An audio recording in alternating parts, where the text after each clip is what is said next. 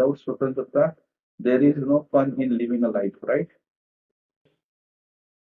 अब देखते हैं कुछ टाइप्स हम लिबर्टी के। बहुत सारे टाइप्स है लिबर्टी के, जिस तरह से नेचुरल लिबर्टी हो गई आपकी, सोशल सिविल लिबर्टी जिसे आप कहते हो, मॉरल नैतिक लिबर्टी आपकी, personal political economic domestic national and international liberties. ठीक है, ये डिफरेंट टाइप्स है लिबर्टी के। डिटेल में इनको एक्सप्लोर करने की कोशिश करते हैं हम। चलिए,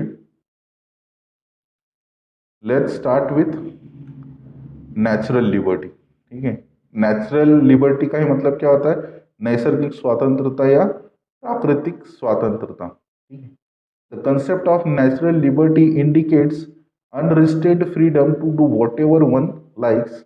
Natural liberty means absence of all restraints and unrestrained freedom to do whatever one likes. ठीक है, अब नेचुरल लिबर्टी में आपको किसी भी तरह का कोई भी रिस्ट्रिक्शन नहीं होता है। जो आपको करना है, जो आपको पसंद है, वो आप कर सकते हो। इसी का मतलब होता है नेचुरल लिबर्टी। दो इंपॉर्टेंट एक्सपोनेंट थे, सपोर्टर थे नेचुरल लिबर्टी के। पहले थे जॉन लॉक, जो कहते हैं in the state of nature people enjoy the right to life liberty and property. ठीक है, जो इन्होंने उनका स्टेट ऑफ नेचर कंसेप्ट दिया है सोशल कॉन्ट्रैक्ट थियरी में, उन्होंने कहा था कि people use to enjoy their right liberty life property in a state of nature. और वहीं पे रूसो ने कहा था कि ह्यूमन बींग्स आर रैशनल। और उसी के साथ उनका एक फेमस कोट भी था, man was born free but everywhere he is in change. तो रूसो ने भी अपने सोशल कॉन्ट्रैक्ट थ्योरी में कहा था कि ह्यूमन बींग्स जो है वो रैशनल है ना, विवेक से सोचते हैं, अपना फायदा तो देखते हैं, साथ में किसी और का नुकसान करने की वो कोशिश नहीं करते। कुछ इस तरह से उन्होंने नेचुरल राइट्स को या नेचुरल लिबर्टी को सपोर्ट किया था जॉन लॉक और रूसो ने। अब देखते हैं सिविल, जिसे हम सोशल लिबर्टी भी कहते हैं। The concept of civil liberty reflects rule of law. Civil liberty indicates the liberty man enjoyed in a society. It prevails in the state. It denotes the enjoyment of our rights within the limits of law. ठीक है, यहाँ पे इसका मतलब क्या होता है? नागरिक स्वतंत्रता, सिविल लिबर्टी का ही मतलब ये होता है कि आपको कुछ रिस्ट्रिक्शन होने चाहिए। और ये आपको कितनी लिबर्टी इंजॉय करनी है, ये कौन बताएगा? लॉ, गवर्नमेंट जो रूल्स बनाएंगी, जो कायदे बनाएंगी, कानून बनाएंगी, वो डिफाइन करेंगी कि आपको कितनी स्वतंत्रता मिलनी चाहिए, है ना। रूल ऑफ लॉ अप्लाई होना चाहिए स्टेट में। The protection of civil liberty is sorry is guaranteed by the law of the state. ठीक है, और आपकी जो लिबर्टी आपको मिली है, उसका प्रोटेक्शन करने का भी काम किसका होता है? गवर्नमेंट का होता है ना। जैसे कि आपकी आर्टिकल 19 में आपको राइट टू स्पीच है ना, बोलने की आज़ादी है। तो आप गवर्नमेंट को क्रिटिसाइज भी कर सकते हो अगर वो कोई गलत काम कर रही है, या आप अपने ओपिनियन गवर्नमेंट के सामने रख सकते हो। और इसका प्रोटेक्शन आपका कौन करता है? गवर्नमेंट करता है। कॉन्स्टिट्यूशन का जो आर्टिकल है 19, फ्रीडम ऑफ स्पीच, आपको प्रोटेक्ट करता है। गेटल ने डिफाइन किया था सिविल लिबर्टी को। He defined law show enforcement and equality before law mark the advocate of civil liberty of a man to man. कुछ इस तरह से गेटल ने सपोर्ट किया था सिविल लिबर्टी को। नेक्स्ट देखते हैं मॉरल लिबर्टी। ठीक है, मॉरल का ही मतलब क्या होता है यहाँ पे? नैतिक, ethical. This type of freedom is centered in the idealistic thought of thinkers from Plato and Aristotle in ancient time to Rousseau, Kant, Hegel, green.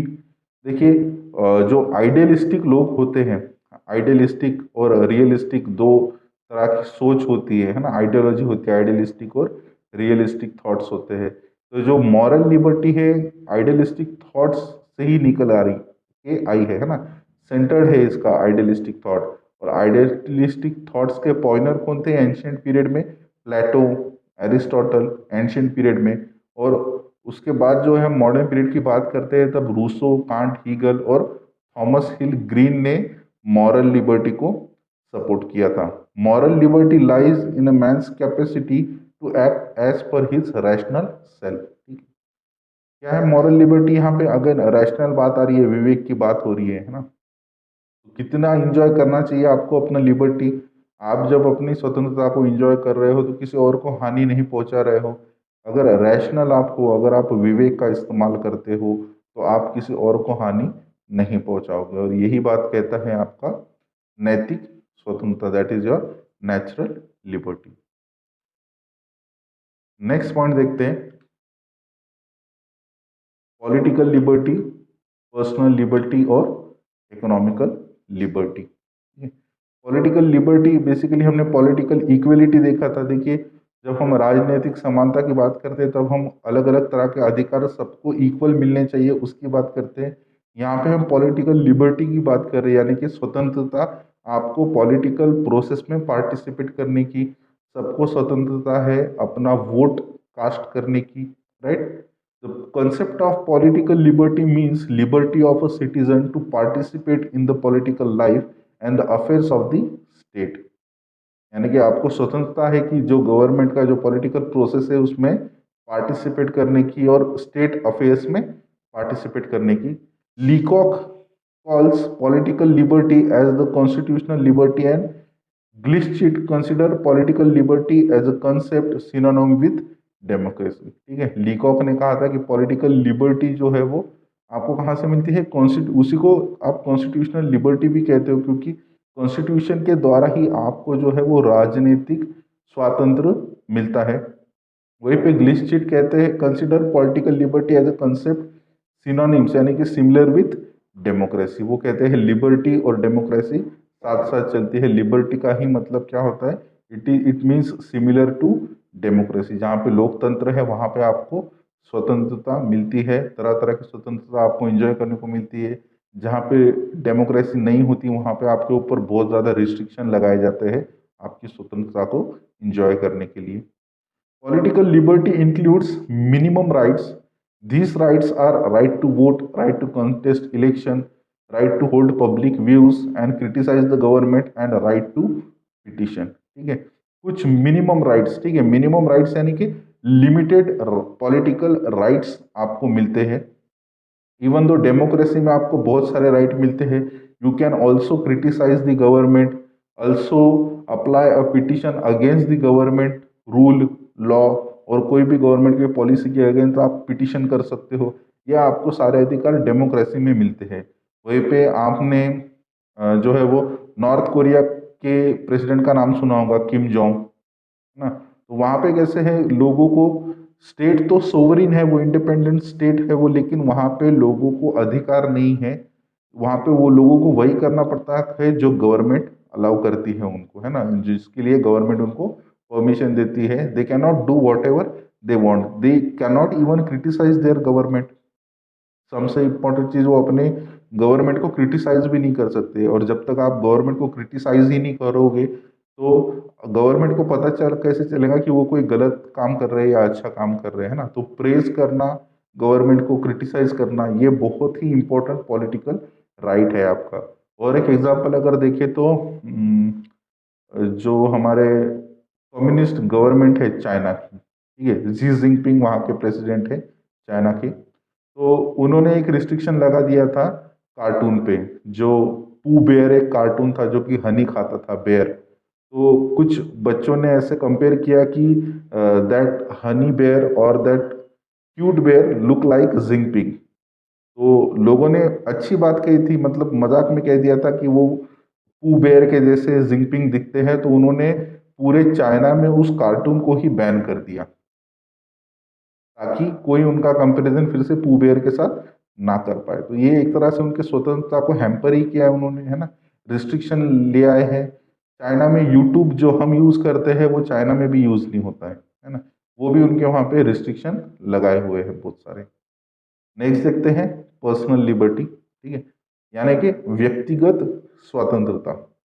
Concept of personal liberty means the availability of those conditions in which the individual can act as he please without being under any type of arbitrary and illegitimate restriction। ठीक है, कोई भी चीज आपको करने के लिए किसी भी तरह का रिस्ट्रिक्शन ना हो, है ना, आर्बिट्ररी या इलिजिटिमेट, है ना, इलीगल रिस्ट्रिक्शंस ना हो।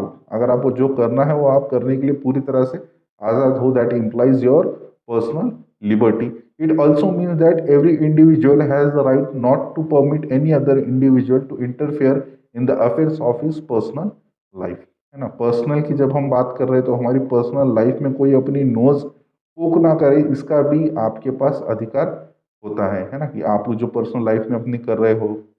होता है ना, बहुत बार रिश्तेदार घर पे आते हैं, पूछते हैं बेटा क्या करने वाले हो, क्या रिजल्ट आया है, that is your personal right, that is your personal life and you do not like when people try to interfere in it.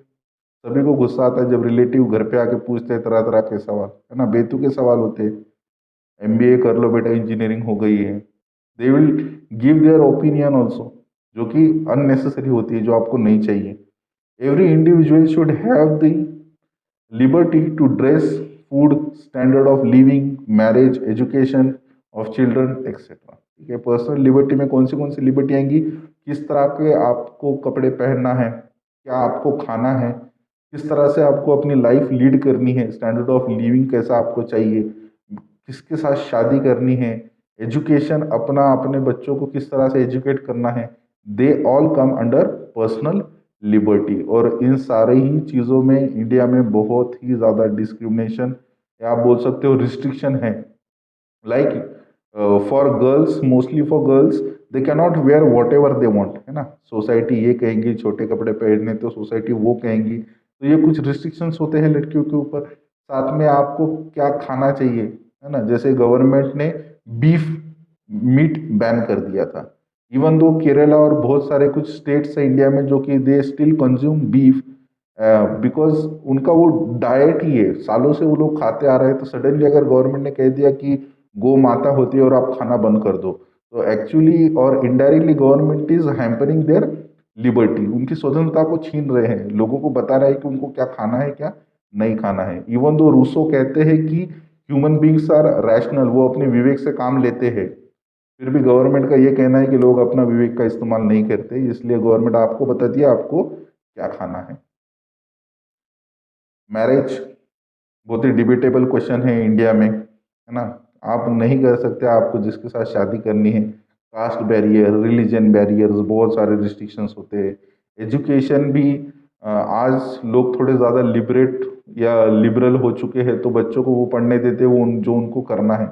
Otherwise अगर हम कुछ सालों पहले की बात करें या कुछ एक डिकेड पहले की बात करें, 2010 2000 या 2090 की बात करें, तब लोगों को अपना एजुकेशन डिसाइड करने का भी राइट नहीं था। घर वाले बोलते थे बेटा तुम इंजीनियर बनोगे, तुम मेडिकल प्रोफेशन में जाओगे, है ना। आर्टिस्ट इसलिए इंडिया में बहुत कम मिलते हैं।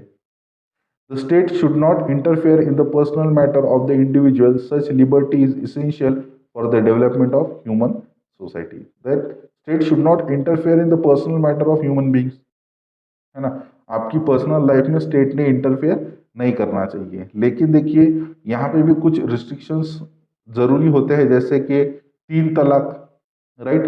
मुस्लिम रिलीजन में 3 तलाक का लॉ जो है वो गवर्नमेंट ने बैन कर दिया है कि अब आप सिर्फ 3 बार तलाक तलाक बोलकर किसी से डिवोर्स नहीं ले सकते हो, है ना। तो ये एक अच्छा रिस्ट्रिक्शन था जो गवर्नमेंट ने लाया है। साथ में डोमेस्टिक वायलेंस, लोग कहते हैं कि मेरे घर वाले हैं, मेरी बीवी है, मेरे बच्चे हैं, मैं उनको मारूं पीटूं कुछ भी करूं, गवर्नमेंट ने इंटरफेयर नहीं करना चाहिए। लेकिन when you are doing such things, such bad और evil things, you are actually hampering, और क्या कर रहे हो आप, लोगों की लिबर्टी को आप खत्म करने की कोशिश कर रहे हो ना, लोगों की स्वतंत्रता छीनने की कोशिश कर रहे हो आप। तो यहाँ पे गवर्नमेंट का इंटरफेयर करना बनता है। तो यहाँ पे अनलिमिटेड लिबर्टी या पर्सनल लिबर्टी किसी को नहीं होनी चाहिए। इवन दो किसी के पर्सनल लाइफ में इंटरफेयर करना is a bad thing, but अगर वो किसी को हार्म पहुंचा रहा है तो of course government should intervene. Next देखते हैं इकोनॉमिक लिबर्टी, यानी कि आर्थिक, इकोनॉमी यानी कि आर्थिक स्वतंत्रता आपकी। The concept of economic liberty means the liberty to earn one's daily bread. ठीक है, आपको इकोनॉमिक लिबर्टी मिलनी चाहिए कि एटलीस्ट आप 2 वक्त अच्छा खाना खा सको, है ना। रोटी, कपड़ा, मकान, जो 3 इसेंशियल चीज़ है ज़िंदगी जीने के लिए, लाइफ लीड करने के लिए, वो सब आपको कहाँ से मिलती है, अगर आपको इकोनॉमिक लिबर्टी है, अगर 2 पैसे कमाने की आज़ादी है, तभी आप क्या कर सकते हो, अपने लिए उन इसेंशियल चीज़ों का मतलब उन इसेंशियल चीज़ों को बाय कर सकते हो जो कि आपके लिए नेसेसरी है एक अच्छी ज़िंदगी जीने के लिए। Beyond the distinction of caste, color, creed, and gender, every individual should have a liberty to earn his daily bread by fair means. किसी भी तरह का रिस्ट्रिक्शन नहीं होना चाहिए कि आप इस फलाने कास्ट से हो, आप उस कास्ट से हो तो आप ये जॉब नहीं करोगे या आपको कम पेमेंट मिलेंगी। तो इस तरह के रिस्ट्रिक्शन जो है वो सोसाइटी में नहीं होने चाहिए। और इंडिया में थैंकफुली डेमोक्रेसी में हम जीते हैं। इस तरह से इकोनॉमिक जो है वो रिस्ट्रिक्शंस किसी के ऊपर नहीं दिए हैं। आप जो करना चाहे आप कर सकते हो अगर आपको उसमें आप उससे अगर दो पैसे कमा सकते हो, but it should not be illegal, है ना। आप गैम्बलिंग या सेलिंग टॉक्सिक ड्रग्स, आप उन चीज़ों को सेल नहीं कर सकते। That is the limited restrictions put by the government. Otherwise आप कोई भी काम कर सकते हो। नेक्स्ट देखते हैं हम नेशनल लिबर्टी, डोमेस्टिक लिबर्टी और इंटरनेशनल लिबर्टी। ठीक है। National liberty, those who would give up essential liberty to purchase a little temporary safety deserve neither liberty nor safety। ठीक है। बेंजामिन फ्रैंकलिन का ये बहुत ही फेमस कोट है, स्टेटमेंट है। उन्होंने कहा था कि अगर आप कुछ पल की खुशी के लिए या कुछ पल की आज़ादी के लिए अगर आप अपनी लिबर्टी को क्या कर रहे हो, आप टेम्परेरी चीज़ों के लिए या कुछ एक पीरियड के लिए आप अपनी लिबर्टी को अगर साइड में कर देते हो और आप ये सोच रहे हो कि उससे आपको बहुत ज़्यादा अच्छी लाइफ मिलेगी, है ना, तो ये टेम्परेरी कॉज नहीं होता है। लिबर्टी लाइफ लॉन्ग होनी चाहिए। कुछ पीरियड के लिए स्वतंत्रता मिलेंगी और कुछ वक्त के बाद वो स्वतंत्रता छीन जाएंगी, तो उस स्वतंत्रता का कोई महत्व ही नहीं होता है सोसाइटी में या लाइफ में। ऐसा बेंजामिन फ्रैंकलिन कहते हैं। It means the liberty of a nation or a country. National liberty exists where the nation or the community is independent and sovereign, है ना। 1947 में हमको फ्रीडम मिला था अंग्रेजों से, ब्रिटिशर्स से। तो उसके पहले इंडिया कैसी थी? इंडिया वॉज अनइंडिपेंडेंट थी, है ना, क्योंकि हमें राइट्स नहीं थे हमारे स्टेट के लिए कुछ करने के। जो हमारे नेता थे, जो हमारे उस टाइम जो गवर्नमेंट सिलेक्ट होके आई थी 1935 की इलेक्शन में, तो वहाँ पे कोई अधिकार ही नहीं थे उनको अपनी खुद की जनता के लिए कुछ करने के लिए। तो नेशनल लिबर्टी कब इम्प्लाई होती है कि जब आप सोवरिन हो, रिपब्लिक हो, इंडिपेंडेंट हो, है ना। Every nation wishes to stay independent, and without this independence, the progress of a nation or a state is not possible. Every state need to be independent, है ना। इंडिपेंडेंट होना चाहिए, sovereign होना चाहिए। अपने स्टेट के लिए क्या बेहतर है ये डिसीजन लेने का जो है राइट, जो अधिकार जो है वो अपने ही लोगों के, नेशन के लोगों के पास होना चाहिए या अपनी गवर्नमेंट के पास होना चाहिए। अगर वो किसी के अंडर रूल करेंगी या किसी और कंट्री के नाम पे रूल करेंगी तो वो उनके लिए क्या बेहतर है वो कभी कर ही नहीं पाएंगे, राइट। जैसे इम्परलाइजेशन जब ब्रिटिश करती थी तो ब्रिटिशर्स जो उनके लिए सही रहेगा, इकोनॉमिकली प्रॉफिटेबल रहेगा, वही काम हमसे कराती थी। वही रूल, वही लॉज, वही पॉलिसीज वो सोसाइटी में इम्प्लाई करती थी इंडिया में। Liberation remains an ultimate slogan for those nations enslaved by the imperialistic forces। ठीक है। स्लेव नेशन, जैसे कि इंडिया भी स्लेव नेशन ही था एक तरह से ब्रिटिशर्स के लिए। साथ में अफ्रीकन कंट्रीज जिन्होंने बहुत सालों तक फ्रीडम के लिए स्ट्रगल किया है। Nation colonized by imperialist force struggle against foreign empire until freedom is restored। ठीक है। यहाँ पे फ्रीडम स्ट्रगल की बात हो रही है। जब तक आप कोई भी इंपीरियलिस्टिक कंट्री के अंडर हो तो आप अपने आप में या अपनी कंट्री को बेहतर नहीं बना सकते। तो आप क्या करते हो? स्ट्रगल करते हो, फाइट करते हो अपनी स्वतंत्रता के लिए, अपनी डेमोक्रेसी के लिए, अपने राइट्स के लिए, अपनी स्वतंत्रता के लिए। अब देखते हैं डोमेस्टिक लिबर्टी क्या होती है। ठीक है। डोमेस्टिक यानी कि घरेलू चीज, जो हमारी इंटरनल सोसाइटी है, इंटरनल स्टेट की लिबर्टी है। It covers equal right for women and children. They need to be protected against the maltreatment, cruelty and exploitation. They also have the right to education। ठीक है। बहुत ही important है domestic liberty. इसके लिए बच्चों के लिए, महिलाओं के लिए, उनके ऊपर जो अत्याचार हो रहे हैं, है ना, मोलेस्टेशन के केसेस हम आए दिन सुन रहे हैं, तो वो उनकी लिबर्टी को हैम्पर करने वाली बात हो गई।